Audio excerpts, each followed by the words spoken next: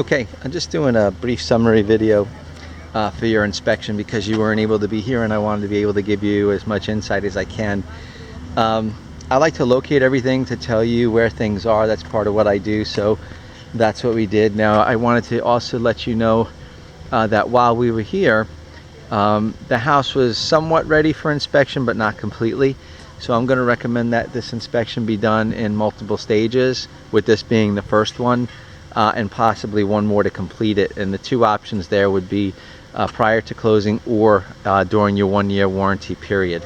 All right, I was able to do a halfway decent job today, but there are many things that I wasn't able to inspect fully, so I'll make it as clear as possible in your inspection report and your written report so that you know what those things are and you could address them on your walkthrough, which I've been told is coming up on Monday.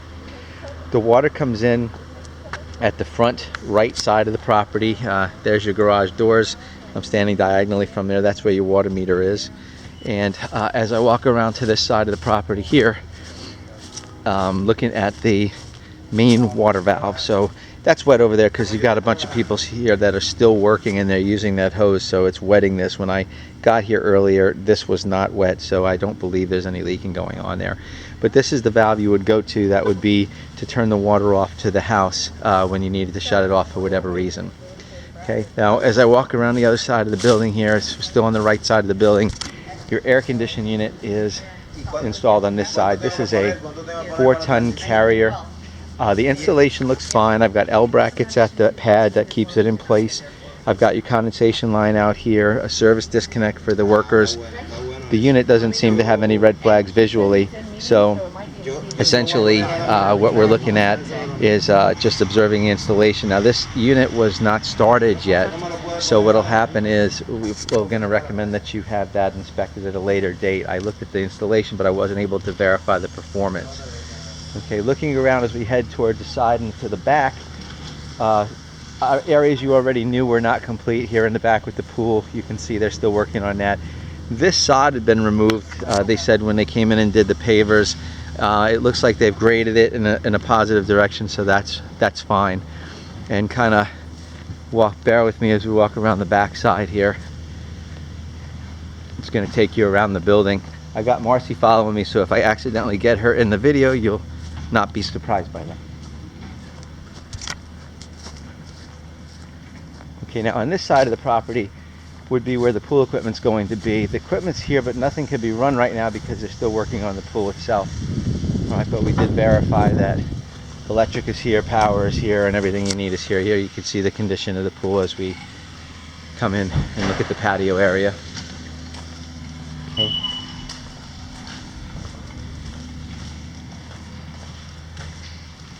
And that is your panoramic view of your back enclosure. So this is coming along nicely. And as we come back around to that right side of the property, as we come from the back, you can see that the pool equipment is here. Electrical panel is here. I did inspect this limited capacity because I wasn't able to really do much. You don't want to turn anything on because of everything that's going on here, but essentially everything that needs to be here looks like it's here. The pump is supposed to be on ground fault. This is a ground fault breaker. Pool light is supposed to be on ground fault. This is a ground fault receptacle, and it does run to pool light. They've even went and labeled that for you so you knew. Just in case your pool light's not working one day, you would come out here underneath this panel and reset that outlet. That's your first option. Okay, and walking around the other side, because we had so many people here on the property, and there are some things that I'm not able to do. One of those things right now, because the guys working in the back of the pool and the painters and everything that they've done on the outside, still wet paint out here, sprinkler system has power to it only because they've got it plugged into an extension cord which goes to the temporary pole out in the front. The actual breaker for the panel is here in your main breaker, okay, but that wiring is not yet connected. Okay, so that on your walkthrough you'll want them to demonstrate works. I don't have any doubt that it will, but it's not finished yet. To the left of this panel is the main service disconnect panel. Okay, I opened this up. This looks just fine. This is a 200 amp breaker. That's the breaker for the house in case you want to shut power off for any reason to be able to do some work, maybe change the ceiling fan or something along those lines, or install something. Okay, as you come across this side. You can see the property is pretty well graded. Everything slopes away from the building really nice, especially here on the side. You see the nice slope you have there. That's an advantage. One of the things you may want to do is consider putting roof drainage on just to keep that grade nice and positive like that. Okay, and you can see they're still working here, and they've painted the front and they're doing their thing. Now, a couple of things that we saw inside that I want to show you. Some areas of the home don't have power right now, and the reason is there's a couple of faulty switches or breakers. They're going to change that, I'm sure, but the first thing you notice at this panel right here is they have to label this. They haven't done that yet. I'm sure they will do that, but follow through on that. Coming down here, these are all AFCI breakers. These breakers are for like bedrooms, living areas, and so on. Several of these breakers do not reset, like you. And when you put them, it just pops right off. Okay, this one as well.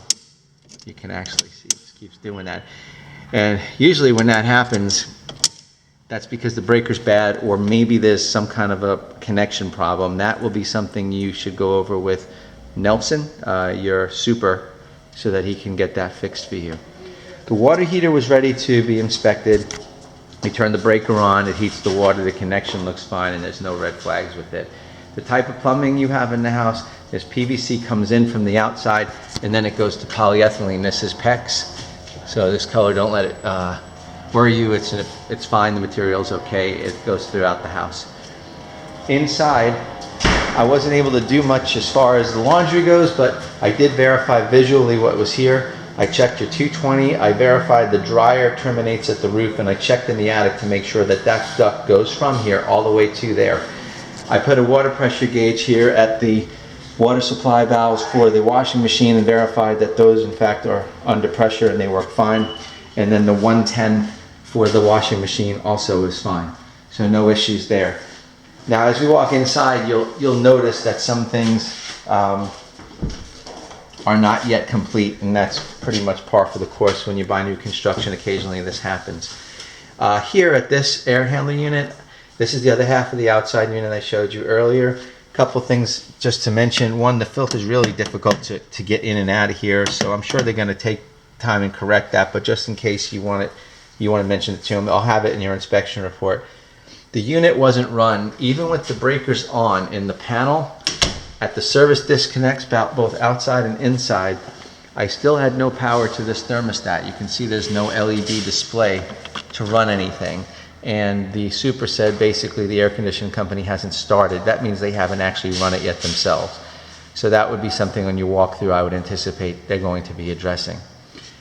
Walking into the kitchen, the refrigerator's cooling and doing just fine. It's just they have the water supply off, so you'll have to make sure to have them show you that the ice maker and that the water dispenser and ice dispenser do work.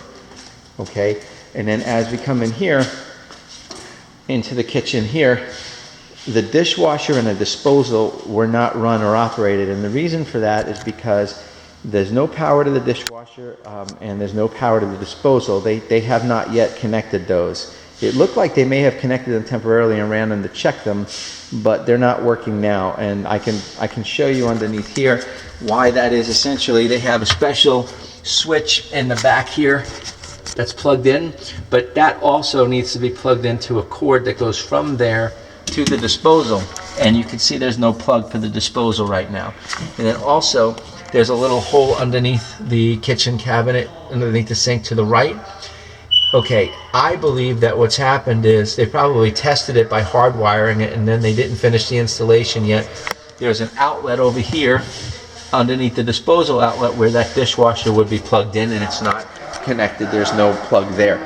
So that would be something that you're going to have them connect for you. As far as the rest goes, the range and the microwave were tested. They did just fine. Inside this room, I guess we'll call this your office. You came for the blinds. Inside the office, you're going to have two electrical issues. Simple enough, but reverse polarity was found at this outlet here, and then the one closest to the window here. That's just simply where they wired it incorrectly. They connected the neutral and hot wires to the wrong terminals. Walking around the inside, this is the third electrical item that we're going to have, or probably the fourth, I'm sorry. This floor receptacle, they don't actually have wiring to yet. So the receptacle's here it is in my hand, and the inside of the junction box, there's not a wire to it. Now I don't know if they plan on installing it or what they plan on doing or how that works. I'm assuming that that's what their plan is, but you should check it out. I'll have it on my list.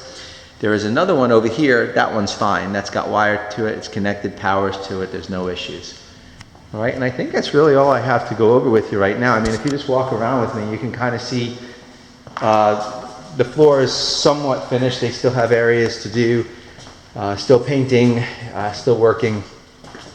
These are things that you'll obviously have wrapped up hopefully by your walkthrough on Monday. So when I get the report to you, just review it and see if you have any questions, and give me a call when you do. Thank you for your business.